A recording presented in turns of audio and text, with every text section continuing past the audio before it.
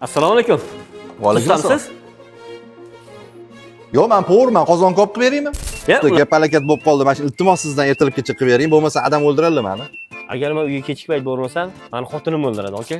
Usta o'zi qila olasizmi boshani? Yo'q, qattan qilaman buni. Prosta harakat qilib ko'ring dedim-da. Usta, mana kalit, 3 kunda kelaman. Faqat sizdan iltimos, mashina hech kim o'tirmasin. Bo'ldi, aka. Kirib chiqarayotganimizda telefon qilaman, kelib ketaverasiz, aka. Usta aka, Labi? bu bagajga kirib separadimi keyin? Ayo, sepib nima qilaman? Ozgina yursangiz quyoshda bir xil bo'lib ketadi.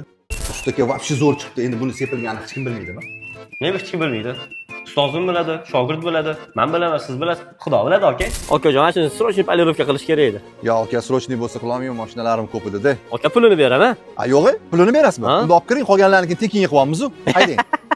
Sizlarga ham klientlar shunaqa g'alat savollar beradimi? Yana nima savollar beradi? Shuni kommentariyaga yozib qoldiringlar. Farosat, senga bermagan farosat. Hammani o'ziga bersin, farosat.